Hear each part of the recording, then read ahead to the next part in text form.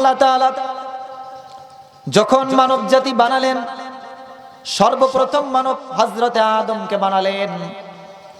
হযরত আদম নবীকে বানানোর পরে তাকে সম্মান দেওয়ার জন্য সমস্ত ফেরেশতাদেরকে বললেন, তোমরা সেজদা করো। সকলেই জানেন, সবাই সেজদা করলো, কিন্তু ফেরেশতাদের সরদার ইবলিস সে সেজদা করলো না, অহংকার করলো। সে বলল, হে আল্লাহ তাআলা, আমি হলাম আগুনের তৈরি আর মানুষ হলো কিসের তৈরি? মাটির তৈরি। আমি তাকে সেজদা করতে পারবো? আমি তাকে সেজদা করতে পারবো না।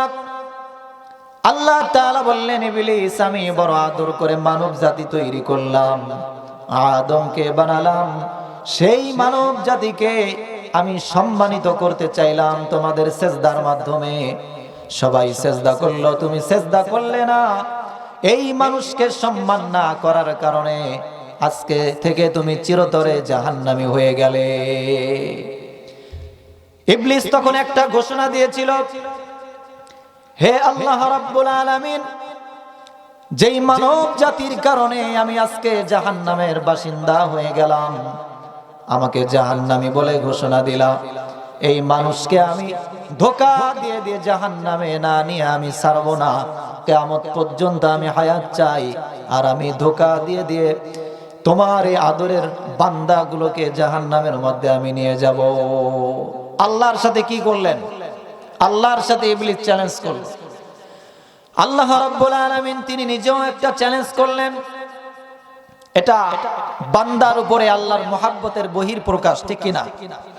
আল্লাহ তাআলা চ্যালেঞ্জ করলেন, ইবলিস, যেই মানুষকে আমি আল্লাহ তাআলা এত মহব্বত করে তৈরি করলাম, সেই মানুষকে সেজদা করলে না, আবার তুমি অহংকার করে এই মানুষকে গুনাহ করানোর জন্য সর্বদা লেগে থাকবে। তবে শুনে রাখো, আল্লাহ তাআলা বললেন, ইবলিস, তুমি যদি আমার কোন বান্দাকে বা আমার কোন বান্দিকে গুনাহ করাতে করাতে পাহাড় সমপরিমাণ গুনাহ করায়া ফেলো, আর আমার বান্দা যদি একবার আল্লাহর দরবারে, আমি আল্লাহর দরবারে একবার আস্তাগফিরুল্লাহ বলে, আমি আল্লাহ তাআলা বান্দার জীবনের সব গুনাহ মাফ করে দিব। বলেন সুবহানাল্লাহ ওয়া বিহামদিহি। লা ইলাহা ইল্লাল্লাহু ওয়াহদাহু লা শারীকা লাহু ওয়া নাশহাদু আন্না মুহাম্মাদান আবদুহু ওয়া রাসূলুহু الذي أرسله بالحق بشيرا ونذيرا وداعيا إلى الله بإذنه وسراجا منيرا فقد قال الله تعالى في كلامه المجيد والفرقانه الحميد أما بعد فأعوذ بالله من الشيطان الرجيم بسم الله الرحمن الرحيم يا عبادي الذين أسرفوا على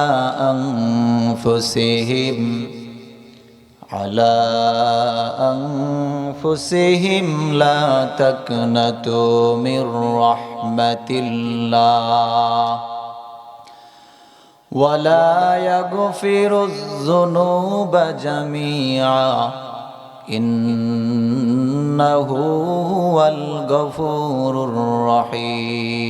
الرحيم قال رسول الله صلى الله عليه وسلم من أحب لله ومن أبغض لله ومن أعطى لله ومنع لله فقد استكمل الإيمان وقال رسول الله صلى الله عليه وسلم من نفس عن مؤمن كربة من كرب الدنيا ومن يسر على معسر يسره الله في الدنيا والآخرة ومن ستر مسلما ستره الله في الدنيا والآخرة وما اجتمع قوم في بيت من بيوت الله يتلون كتاب الله ويتدارسونه بينهم إلا نزلت عليهم السكينة وذكرهم الله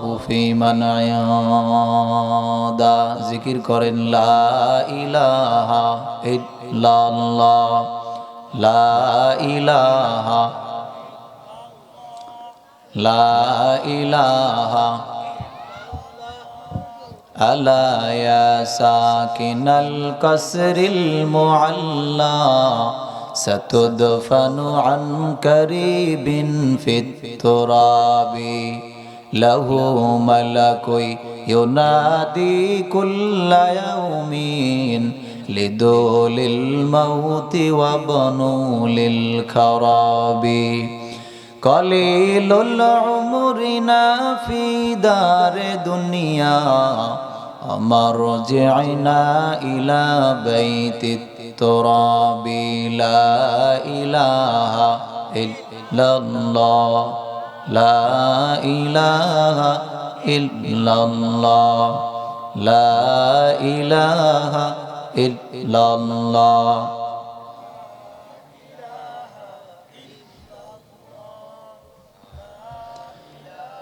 لا إله إلا الله মুহাম্মাদুর রাসূলুল্লাহ সকলেই বলেন সাল্লাল্লাহু আলাইহি ওয়াসাল্লাম।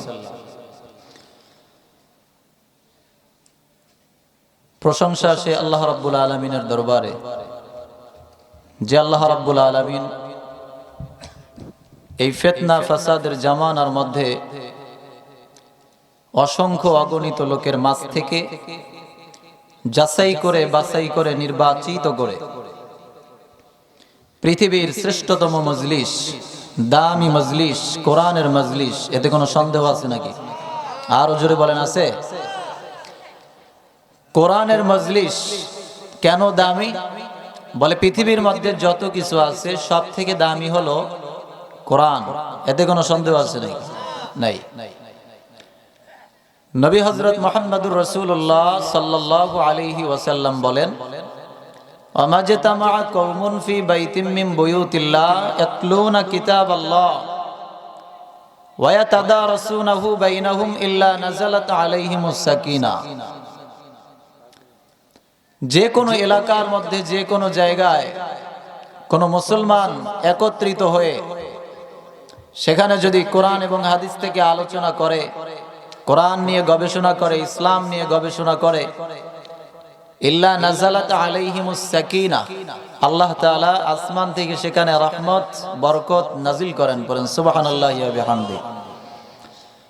তো উপস্থিত আজকের এই মাহফিলের সম্মানিত সভাপতি, দূর দূরান্ত থেকে আগত আল্লাহ রাব্বুল আলামিনের দ্বীন প্রিয়, ইসলাম প্রিয় তাওহীদি জনতা, পর্দার অন্তরালে অবস্থানরত শ্রদ্ধেয় সম্মানিত মা ও বোনেরা, সকলের প্রতি সালাম, আসসালামু আলাইকুম ওয়া রাহমাতুল্লাহি ওয়া বারাকাতুহু। বিশ্ববিখ্যাত তাফসীরের নাম হলো তাফসীরে বাইজাবি। তাফসীরের নাম কি? তাফসীরে বাইজাবি। এই তাফসীরের লেখক আল্লামা বাইজাবি রহমাতুল্লাহি আলাইহি তিনি বলেন যে খাবার মূলত দুই ধরনের এবং মানুষও দুইটি জিনিসের সমন্বয়ে জীবিত থাকে বা একটা মানুষে রূপান্তরিত হয়। একটি হলো মানুষের দেহ বা শরীর, আর দ্বিতীয়টি হলো রূহ। এজন্য খাদ্য যেহেতু দুই ধরনের, মানুষের শরীরকে আল্লাহ তাআলা তৈরি করেছেন জমিনের মাটি থেকে এবং রূহকে আল্লাহ তাআলা পাঠিয়েছেন আসমান থেকে। এজন্য আল্লামা বাইজাবি রহমতুল্লাহি আলাইহি বলেন, মানুষের দেহটা যেহেতু মাটি থেকে তৈরি, এই শরীরটা ঠিক রাখার জন্য মাটি থেকে উৎপন্ন খাদ্য দ্বারা খাদ্য তাকে আহার করতে হবে, তাহলেই তার শরীর ঠিক থাকবে। আর রূহটা যেহেতু মাটি দ্বারা তৈরি নয়, রূহটা এসেছে আসমান থেকে। এজন্য রূহকে শক্তিশালী করতে হলে, পাওয়ারফুল করতে হলে আসমান থেকে আল্লাহ তাআলা যে কোরআনকে নাজিল করলেন, এই কোরআনের আলোচনা শুনলে, কোরআনের উপর আমল করলে আল্লাহ রাব্বুল আলামিন এই রূহকে শক্তিশালী করে দেন। করেন সুবহানাল্লাহি ওয়া বিহামদিহি।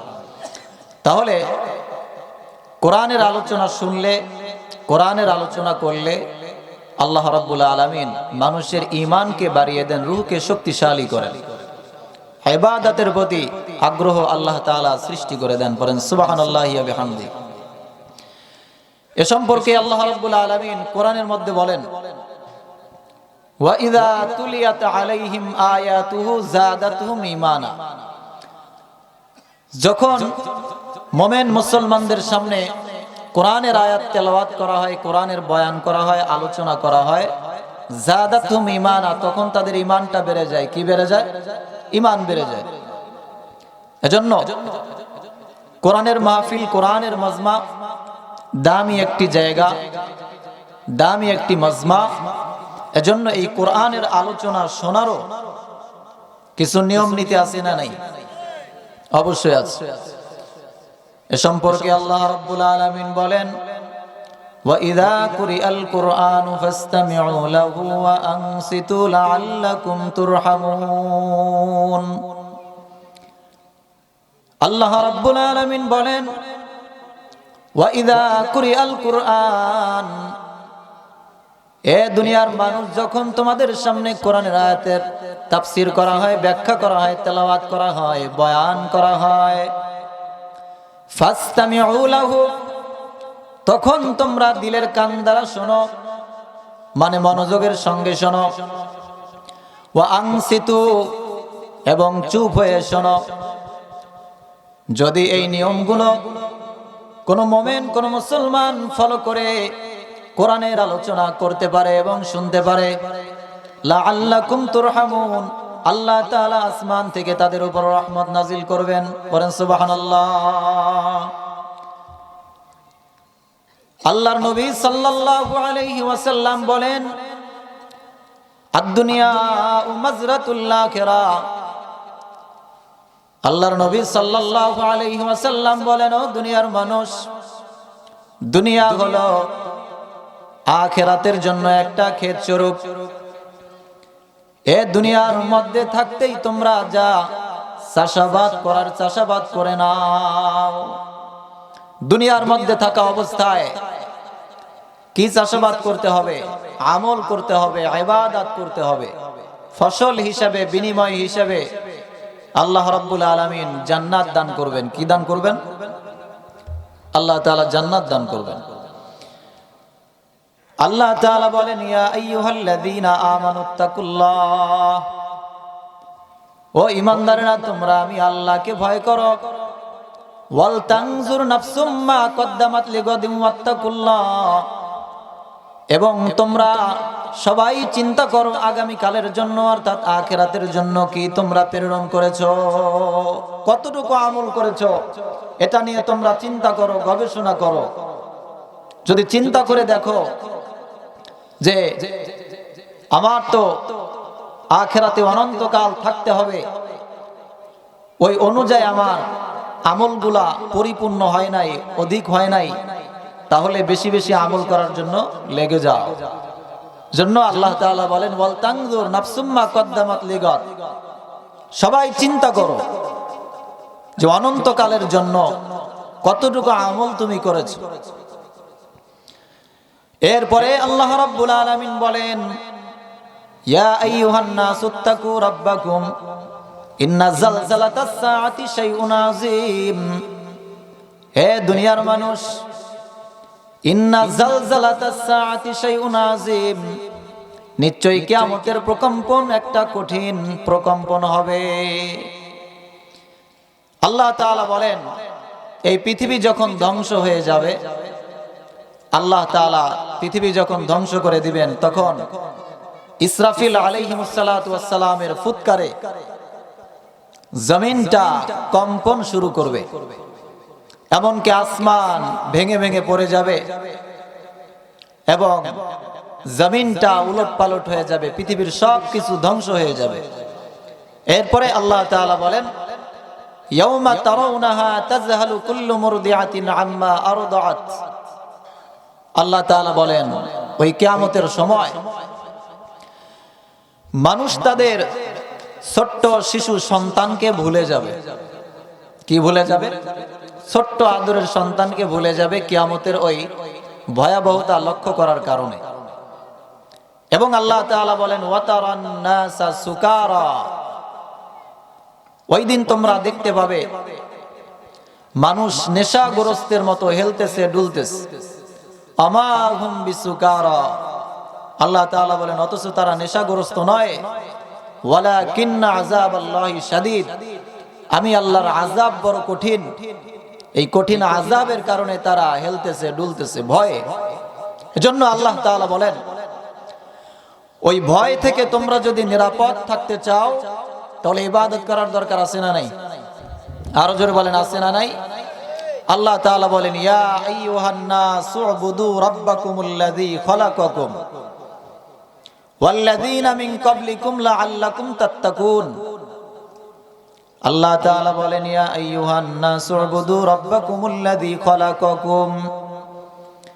এ দুনিয়ার মানুষ, তোমরা ওই আল্লাহর ইবাদত করো, রাব্বাকুমুল্লাযী খালাকাকুম, যেই রব তোমাদেরকে সৃষ্টি করেছেন, ওয়াল্লাযীনা মিন ক্বাবলিকুম, এবং যেই রব তোমাদের পূর্ববর্তী যারা মানুষ ছিল তাদেরকে সৃষ্টি করেছেন, লাআল্লাকুম তাত্তাকুন, যেন তোমরা তাকওয়াবান হয়ে যেতে পারো। অন্য আয়াতে আল্লাহ তাআলা বলেন, কাইফা তাকফুরুনা বিল্লাহি ওয়া কুনতুম আমওয়াতা ফাআহইয়াকুম। আল্লাহ তাআলা বলেন, মানুষ কেমন করে আমি আল্লাহ তাআলাকে অস্বীকার করে, কেমন করে আমি আল্লাহর ইবাদত থেকে পিছনে তারা রয়ে যায়। মসজিদে আজান হলে কেমন করে তারা পৃষ্ঠ প্রদর্শন করে রাস্তা দিয়ে চলে যায় আল্লাহ তাআলার আহ্বানে সাড়া না দিয়ে। আল্লাহ তাআলা বলেন, ওয়া কুনতুম আমওয়াতা, অথচ তোমরা ছিলে মৃত। কি ছিলে? ফাহিয়াকুম। আল্লাহ বলেন, আমি তোমাদেরকে জীবন দান করলাম। সুম্মা ইউমীতুকুম, আবার তোমরা মরে যাবে। সুম্মা ইউহয়িকুম, আবার তোমাদেরকে জীবন দান করা হবে। এরপরে আমার কাছেই তোমাদের প্রত্যেককেরই হিসাব দিতে হবে। হবে কি হবে না? এজন্য মুসলমান ইমানদার আল্লাহর গোলাম, আল্লাহ তাআলা বলেন, প্রকৃত সফলতা কি? প্রকৃত সফলতা হলো, আল্লাহ তাআলা বলেন, ফামান যুহজিহা আনিন নার, যেই ব্যক্তি নিজেকে জাহান্নামের কঠিন আযাব থেকে মুক্ত করতে পারল, ওয়া উদখিলাল জান্নাতা, এবং নিজেকে জান্নাতের মধ্যে প্রবেশ করাতে পারল, ফাকাদ ফাজ, এই ব্যক্তি কেবলমাত্র সফল কাম। অন্যথায় এক ব্যক্তি পৃথিবীর সব সম্পদ পেয়ে গেল কিন্তু নিজেকে জাহান্নাম থেকে বাঁচাতে পারল না, এই ব্যক্তি কখনোই সফল হতে পারবে না। আল্লাহ তাআলা বলেন, ফামান যুহজিহা আনিন নার, যে ব্যক্তি নিজেকে জাহান্নাম থেকে বাঁচালো, ওয়া উদখিলাল জান্নাতা, জান্নাতে নিজেকে প্রবেশ করাতে পারলো, ফাকাদ ফাজ, কেবলমাত্র এই ব্যক্তি সফল কাম, অন্য কেউ নয়। এজন্য আল্লাহ রাব্বুল আলামিন বলেন, আল্লাযীনা ইয়াযকুরুনাল্লাহ, সফল কারা সেটা আল্লাহ তাআলা বলছেন।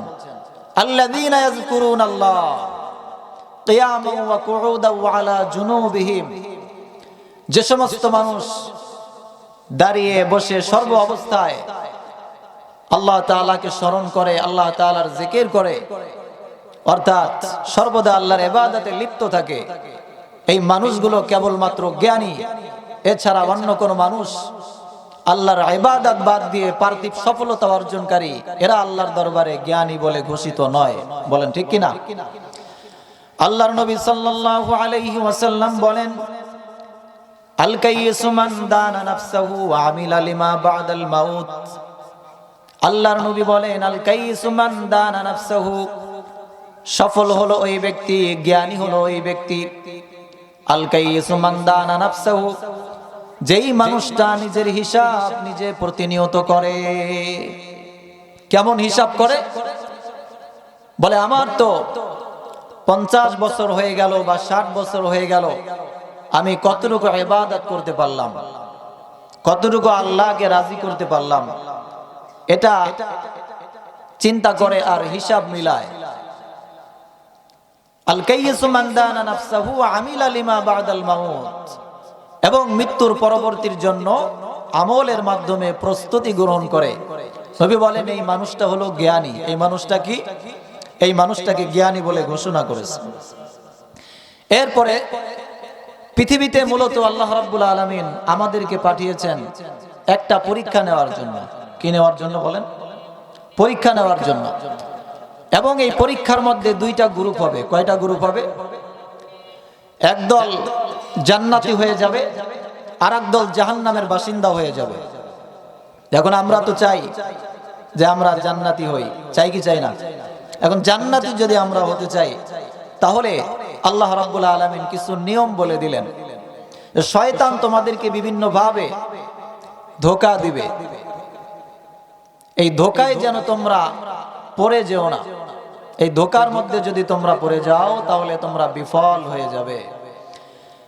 এ সম্পর্কে আল্লাহ রাব্বুল আলামিন বলেন, ইয়া আইয়ুহাল্লাযীনা আমানু লা তুলহিকুম আমওয়ালুকুম ওয়ালা আওলাদুকুম আন যিকরিল্লাহ। আল্লাহ তাআলা বলেন, ও দুনিয়ার মানুষ, ইয়া আইয়ুহাল্লাযীনা আমানু লা তুলহিকুম আমওয়ালুকুম, তোমাদেরকে যেন তোমাদের পার্থিব জীবনের সম্পদ, ওয়ালা আওলাদুকুম, তোমাদের সন্তানের মহব্বত, আন যিকরিল্লাহ, আমি আল্লাহর স্মরণ থেকে দূরে সরায়া দিতে না পারে। যেই ব্যক্তির সম্পদ তাকে আল্লাহ থেকে দূরে সরায়া দিবে, যে ব্যক্তির সন্তানের মহব্বত তাকে আল্লাহ থেকে সরায়া দিবে, দূরে সরায়া দিবে, وَمَن يَفْعَلْ ذَلِكَ فَأُولَئِكَ هُمُ الْخَاسِرُونَ। আল্লাহ তাআলা বলেন, দুনিয়ার সম্পদের মোহে পড়ে, দুনিয়ার সম্পদের মহাব্বতে পড়ে যেই মানুষগুলোকে আল্লাহর স্মরণ থেকে দূরে সরায়া দিবে, এই মানুষগুলো ফাউলাইকা হুমুল খাসিরুন, ক্ষতিগ্রস্ত হয়ে যাবে। বলেন নাউযুবিল্লাহি মিন যালিক। মুসলমান ইমানদার আল্লাহর গোলাম, আল্লাহ তাআলা বলেন, পৃথিবীর মানুষ কষ্ট থেকে বাঁচার জন্য ব্যবসা করে, চাকুরি করে, বিভিন্ন কাজকর্ম করে, বিভিন্ন ভাবে তারা উপার্জনে লিপ্ত হয়। একটাই মাত্র উদ্দেশ্য, তারা ভালো থাকবে, কষ্ট থেকে বাঁচবে। আল্লাহ তাআলা বলেন, আমি কি তোমাদেরকে এমন একটা ব্যবসার কথা বলে দিব না, যেই ব্যবসাটা যদি তোমরা আমি আল্লাহর সাথে করতে পারো, তাহলে কঠিন জাহান্নামের আগুনের কষ্ট থেকে আমি আল্লাহ তোমাদেরকে মুক্তি দান করব। বলেন সুবহানাল্লাহ। সেই ব্যবসাটা কি? আল্লাহ রাব্বুল আলামিন বলেন, ইয়া আইয়ুহাল্লাযীনা আমানু, হে দুনিয়ার মানুষ, হাল আদুল্লুকুম, আমি কি তোমাদেরকে এমন একটা ব্যবসার কথা বলে দিব না, আলা তিজারাতিন তুনজিকুম মিন আযাবিন আলিম, যেই ব্যবসাটা তোমরা যদি করতে পারো, তুনজিকুম মিন আযাবিন আলিম, কঠিন জাহান্নামের যন্ত্রণাদায়ক শাস্তি থেকে তোমরা মুক্তি পেয়ে যাবে। বলেন সুবহানাল্লাহ। সেটা একটা সহজ বিষয়। আল্লাহ তাআলা বলেন, সেটা হলো তুমিনুনা বিল্লাহ, সেটা হলো তোমরা আল্লাহর উপর ঈমান আনবে। আল্লাহর উপর কি আনবে? আল্লাহর উপর যদি কেউ ঈমান আনে, তাহলে ওই ঈমানদার ব্যক্তির দ্বারা সুদ খাওয়া সম্ভব? প্রকৃত ঈমানদার ব্যক্তির কখনো হিন্দুদের পূজায় যাওয়া সম্ভব? সম্ভব না। প্রকৃত ঈমানদার যদি কেউ দাবি করে বা হতে চায়, এই বান্দার দ্বারা কখনো ঘুষ খাওয়া সম্ভব না, মানুষের উপর জুলুম করা সম্ভব না। এজন্য আল্লাহ তাআলা বলেন, তুমিনুনা বিল্লাহ, আল্লাহ বলেন সেটা হলো তোমরা আল্লাহর উপর ঈমান আনবে, তুমিনুনা বিল্লাহি ওয়া রাসূলিহি ওয়া তুজাহিদুনা ফি সাবিলিল্লাহ, এবং কাফেরদের সাথে ইসলামকে রক্ষা করার জন্য তোমরা জিহাদ করবে, যুদ্ধ করবে। কোন কাফের যদি মুসলমানদের উপরে, ইসলামের উপরে যদি আক্রমণ করতে চায়, তাহলে তোমরা জীবনকে বাজি রেখে ইসলামকে টিকিয়ে রাখার জন্য যুদ্ধ করার, জিহাদ করার দরকার আছে না নাই? আরো জোরে বলেন, আছে না নাই?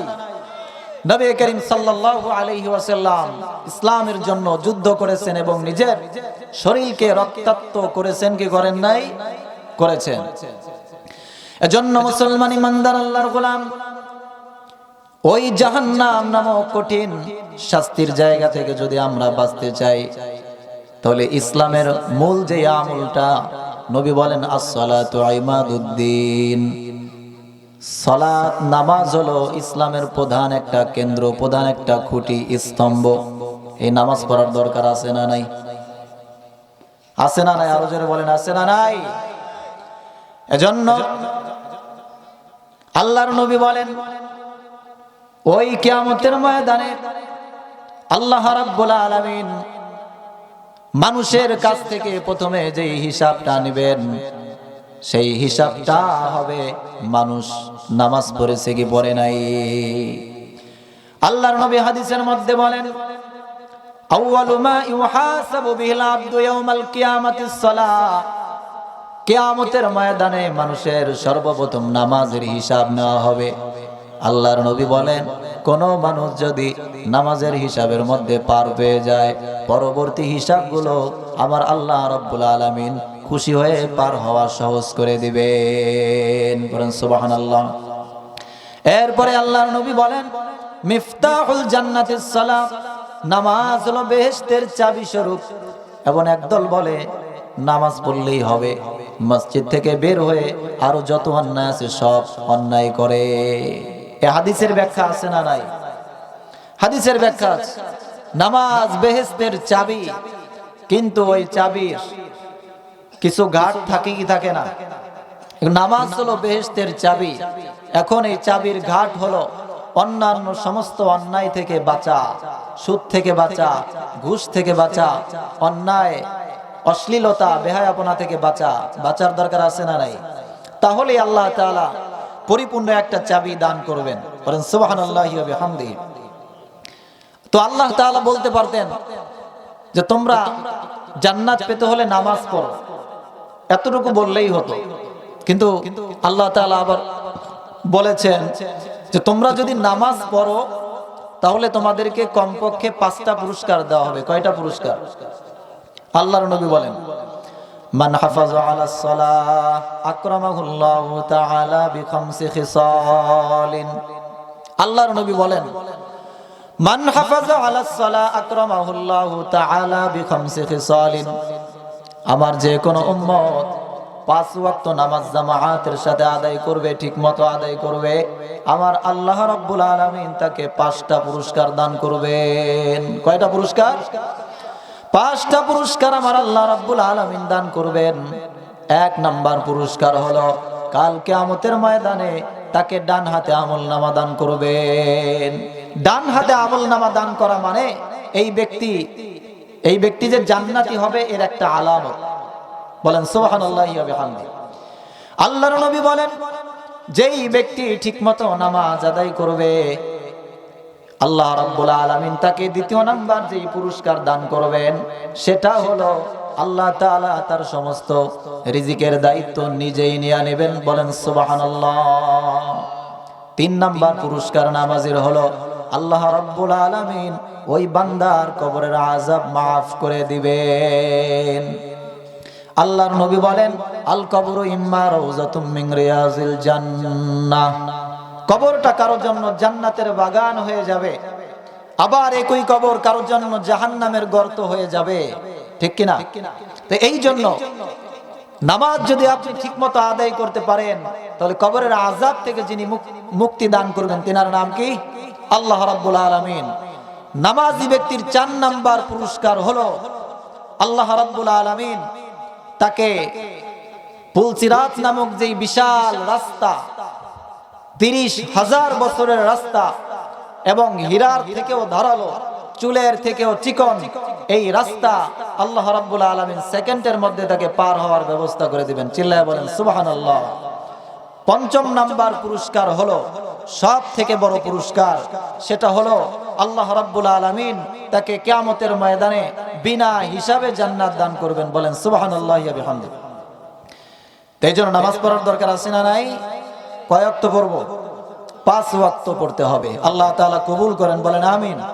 এখন জান্নাতে যদি আমরা যেতে চাই, যেটা মানুষের সব থেকে প্রধান লক্ষ্য, প্রধান উদ্দেশ্য, সেটা হলো আল্লাহকে সন্তুষ্টি করা এবং জান্নাত লাভ করা। এখন জান্নাতে যদি আমরা যেতে চাই, তাহলে হারাম থেকে বাঁচার দরকার আছে না নাই? এর একটা উদাহরণ দিলে বুঝবেন। পৃথিবীর মধ্যে যে এয়ারপোর্ট গুলো আছে, এই এয়ারপোর্ট যদি আপনি পার হতে যান, সেখানে ঢুকতে যান, তাহলে আপনার সঙ্গে যদি কোনো অবৈধ জিনিস থাকে, তাহলে আপনাকে সেখানে ঢুকতে দিবে? আরো জোরে বলেন, দিবে? তো আপনি যদি জান্নাতে যেতে চান, তাহলে নবী বলেন লা ইয়াদখুলুল জান্নাতা জাসাদুন গুজিয়া বিল হারাম। যেই শরীরের মধ্যে হারাম রক্ত থাকবে, কি থাকবে? হারাম রক্ত থাকবে, মানে হারাম সম্পদ উপার্জন করে খেয়েছে, এর দ্বারা হারাম রক্ত তৈরি হয়েছে। এবং আল্লাহর নবী বলেন যেই শরীরের গোশত হবে হারাম, সেটা জান্নাতে যেতে পারবে না। দুনিয়ার মধ্যে যেমনি ভাবে এয়ারপোর্টের মধ্যে সামান্য অবৈধ জিনিস থাকলে আপনাকে যদি ঢুকতে না দেয়, তাহলে যেই জান্নাত সব থেকে দামি জায়গা, সেখানে ঢোকার কোন সুযোগ আছে হারাম নিয়ে? কখনোই নাই। এজন্য নবী করিম সাল্লাল্লাহু আলাইহি ওয়াসাল্লাম বলেন লা ইয়াদখুলুল জান্নাতা জাসাদুন গুজিয়া বিল হারাম। কোন ব্যক্তির শরীরে যদি হারাম থাকে, তাহলে এই ব্যক্তি আল্লাহর জান্নাতে যেতে পারবে না। এজন্য আমাদের হারাম থেকে বাঁচার দরকার আছে না নাই? এখন মানুষ মূলত হারামের মধ্যে লিপ্ত হয়ে যায় একটা কারণে, সেটা হলো তাদের আল্লাহর উপর পরিপূর্ণ তাওয়াক্কুল এবং ভরসা থাকে না। নবী বলেন মানুষ যদি হারাম থেকে বাঁচার জন্য আল্লাহ তাআলার উপর ভরসা করে একটু অপেক্ষা করে, সুবহানাল্লাহি ওয়া বিহামদিহি। এখন দলপতি মনে করলেন যে মনে হয় এই লোকটা আল্লাহর নবীর কাছে আমাদের ক্ষুধার কথা জানিয়েছেন। তারা মনে করে অপেক্ষা করতে লাগলেন খাবারের। কিছুক্ষণ যাওয়ার পরে আল্লাহ রাব্বুল আলামিন আসমান থেকে কুদরতি ভাবে একজন ফেরেশতার মাধ্যমে বিশাল বড় একটা খানসার মধ্যে করে জান্নাতি খাবার পাঠিয়ে দিলেন। বলেন সুবহানাল্লাহি ওয়া বিহামদিহি। সবাই যখন খেলেন, খাওয়ার পরে অবশিষ্ট খাবার যেগুলো বেঁচে গেল, দলপতি বললেন যে একজন যাও, আল্লাহর রাসূল সাল্লাল্লাহু আলাইহি ওয়াসাল্লাম যেহেতু আমাদের জন্য খাবার পাঠিয়েছেন, তো খাবারগুলো বেঁচে গিয়েছে, এগুলো আল্লাহর রাসূলের কাছে নিয়ে যাও। আল্লাহর রাসূলের কাছে নিয়ে যাওয়া হলো। আল্লাহর রাসূল সাল্লাল্লাহু আলাইহি ওয়াসাল্লাম বললেন আমি তো তোমাদের জন্য খাবার পাঠাই নাই, কোথায় তোমরা খাবার পেলে? পরিপূর্ণ ঘটনা আল্লাহর রাসূল সাল্লাল্লাহু আলাইহি ওয়াসাল্লাম যখন শুনলেন, তখন আল্লাহর নবী বললেন তোমরা আল্লাহর উপর ভরসা করার কারণে আমার আল্লাহ তাআলা জান্নাতি খাবার তোমাদের জন্য পাঠিয়ে দিয়েছেন। বলেন সুবহানাল্লাহ। এজন্য আল্লাহর উপর ভরসা করার দরকার আছে না নাই? এক হাদিসের মধ্যে আল্লাহর নবী বলেন মানুষ যদি আল্লাহর উপর পরিপূর্ণ তাওয়াক্কুল করত, পরিপূর্ণ ভরসা করত, তাহলে আল্লাহ রাব্বুল আলামিন মানব জাতিকে পাখির মতো রিজিক দান করতেন। পাখির মতো রিজিক দান করতেন মানে পাখির কোনো অ্যাকাউন্ট নাই, তাদের কোনো চাকরি নাই, কিন্তু সকালবেলা খালি পেটে বাসা থেকে বের হয়ে যায়, সন্ধ্যাবেলা পেট ভরে আবার আল্লাহ তাআলা তার বাসায় প্রতিনিয়ত প্রতিদিন ফিরিয়ে দেন। ঠিক কিনা? তো এই জন্য আল্লাহ তাআলা বলেন মাইয়াত্তাকিল্লাহা ইয়াজআল লাহু মাখরাজা। যে ব্যক্তি আল্লাহকে ভয় করবে, আল্লাহর উপর তাওয়াক্কুল করবে, মাখরাজা, আল্লাহ তাআলা তাকে সমস্ত বিপদ থেকে বাঁচিয়ে দিবেন। বলেন সুবহানাল্লাহি ওয়া বিহামদি। তো মুসলমান ইমানদার আল্লাহর গোলাম, পৃথিবীর মধ্যে আমাদের আসার উদ্দেশ্য হলো, আল্লাহ তাআলার পাঠানোর উদ্দেশ্য হলো একটা পরীক্ষা নেওয়া এবং দুইটা গ্রুপ করা। একদল হবে জান্নাতি, আরেক দল হবে কি? আরেক দল জাহান্নামী হয়ে যাবে। তো এই জন্য আল্লাহ তাআলা বলেন ওয়াসারিউ ইলা মাগফিরাতিম মির রাব্বিকুম ওয়া জান্নাতিন আরদুহাস সামাওয়াতু ওয়াল আরদ। আল্লাহ তাআলা বলেন ওই জান্নাত পাওয়ার জন্য তোমরা প্রতিযোগিতা করো, যেই জান্নাতের প্রশস্ততা হলো আসমান এবং জমিনের থেকেও বেশি। বলেন সুবহানাল্লাহি ওয়া বিহামদি। যে জান্নাত পেতে মন চায়, তাহলে ইবাদত করার দরকার আছে না নাই? আরো জোরে বলেন, আছে না নাই? মুসলমান ইমানদার আল্লাহর গোলাম, আল্লাহ রাব্বুল আলামিন বলেন কুল ইয়া ইবাদিয়াল্লাযীনা আসরাফু আলা আনফুসিহিম লা তাকনাতু মির রাহমাতিল্লাহ। আল্লাহ তাআলা বলেন কুল, হে নবী আপনি বলে দেন, ইয়া ইবাদিয়াল্লাযীনা আসরাফু, হে আমার বান্দারা, আসরাফু আলা আনফুসিহিম, তোমরা যারা নিজেদের উপরে গুনাহের মাধ্যমে জুলুম করেছো, লা তাকনাতু মির রাহমাতিল্লাহ, তোমরা আল্লাহর দয়া থেকে নিরাশ হয়ে যেও না। লা তাকনাতু মির রাহমাতিল্লাহ, আল্লাহর রহমত থেকে নিরাশ হয়ে যেও না। ওয়ালা ইয়াগফিরুয যুনুবা জামিআ ইন্নাহু হুয়াল গফুরুর রহিম। পৃথিবীর মধ্যে যেই মানুষটা হতে পারে সে পাহাড় সমতুল্য গুনাহ করেছে, সে যদি তাওবা করে, আল্লাহ তাআলা বলেন নিশ্চয়ই আমি আল্লাহ তাআলা তাওবার বদৌলতে তার জীবনের সব গুনাহ আমি আল্লাহ তাআলা মাফ করে দিব। বলেন সুবহানাল্লাহি ওয়া বিহামদিহি। তো আল্লাহ রাব্বুল আলামিন কেমন দয়াবান, তিনি বান্দার জন্য কেমন রহমান। এর ছোট্ট একটি ঘটনা, একজন হিন্দু লোক, তিনি মূর্তির নামের জিকির করে। কিসের জিকির করে? মূর্তির নামের জিকির করে। 70 বছর সে জিকির করে সনাম। সনাম, সনামের বাংলা অর্থ হলো মূর্তি। এই সনাম নামের জিকির করে 70 বছর। কত বছর? 70 বছর জিকির করে। তো অপর দিকে আল্লাহর একটা নাম আছে, যেই নাম হলো সমাদ। তো এই ব্যক্তি মূর্তির নামের জিকির করতে করতে আল্লাহর নামটা ভুলে একবার উচ্চারণ হয়ে গেছে। আল্লাহ তাআলা জবাব দিয়ে দিবেন যে ইয়া আব্দি, হে আমার বান্দা, কেন আমাকে ডাকো?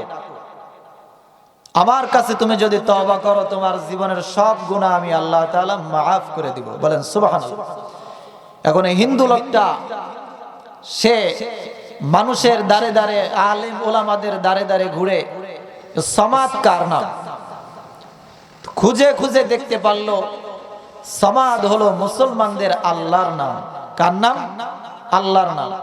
তো এই ব্যক্তি যখন শুনলো আল্লাহর নাম এবং চিন্তা করলো 70 বছর আমি মাটির মূর্তির জিকির করলাম, একবার সাড়া পেলাম না, এবং যে আল্লাহ তাআলার নাম ভুলে একবার আমি বললাম, সঙ্গে সঙ্গে সাড়া পেলাম।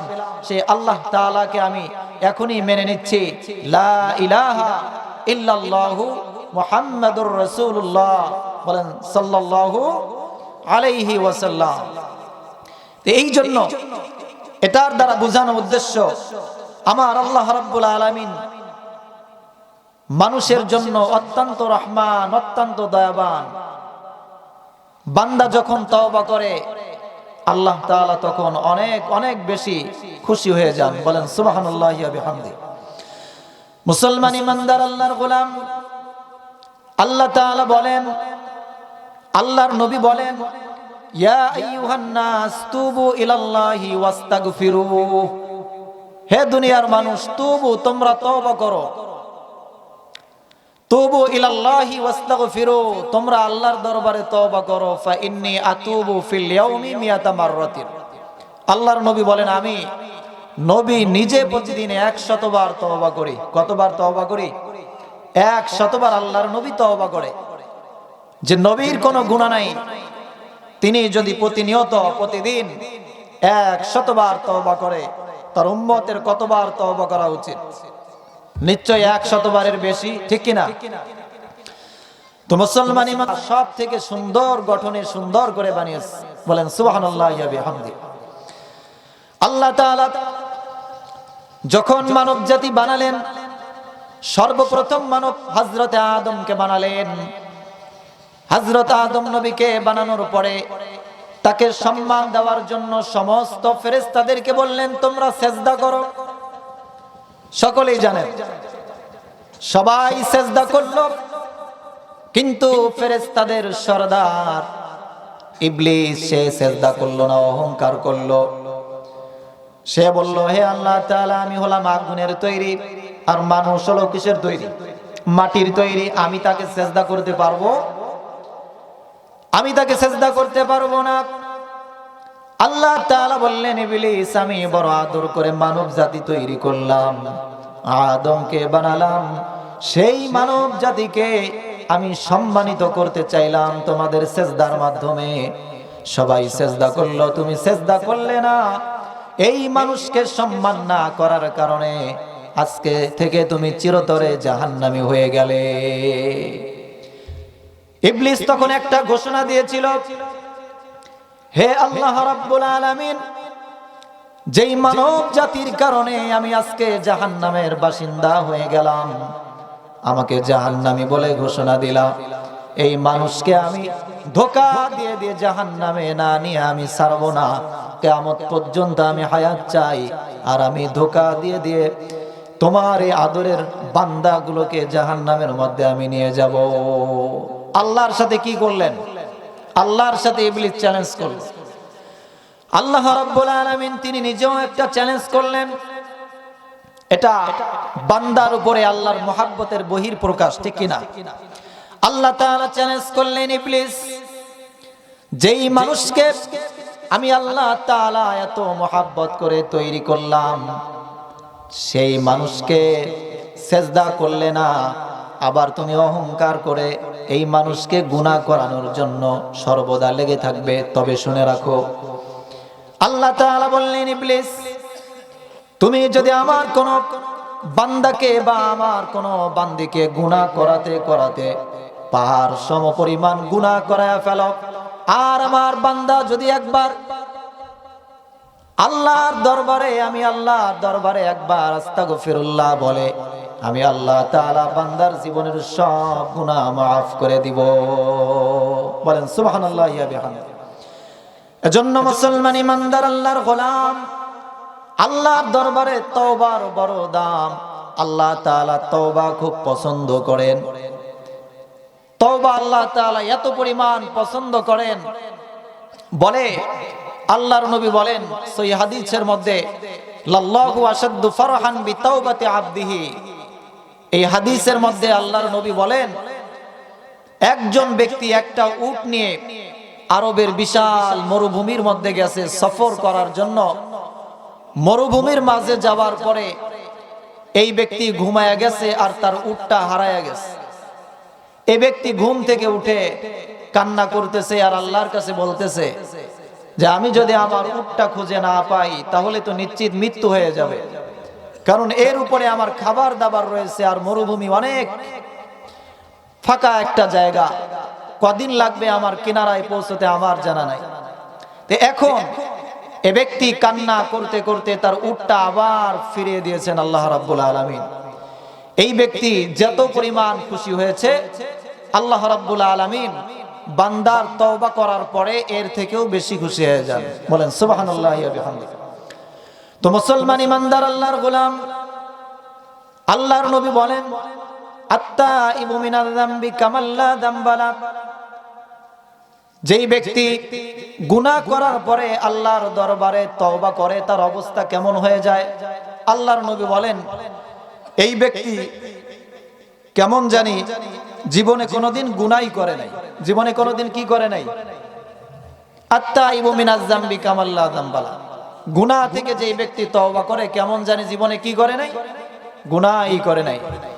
এজন্য মুসলমান, আমাদের প্রতিনিয়ত তওবা করার দরকার আছে না নাই? অবশ্যই আমরা তওবা করব। তো আল্লাহর নবী বলেন যে তোমরা যারা মনে করো, যদি কেউ মনে করো আমি তো কোনো গুনাহ করি না, তওবা করে কি লাভ, তাদের ব্যাপারে আল্লাহর নবী বলেন যেই ব্যক্তি তার কোনো গুনাহ নাই এরপরেও যদি তওবা করে, প্রত্যেক তওবার বদৌলতে আল্লাহ রাব্বুল আলামিন ওই বান্দার দুনিয়া এবং আখিরাতে মর্যাদার ধাপ বৃদ্ধি করতে থাকেন। বলেন সুবহানাল্লাহ। তো হুজুর চলে আসছেন, আল্লাহ তাআলা আমাদের প্রত্যেককেই উক্ত আলোচনার উপরে আমল করার তৌফিক দান করেন।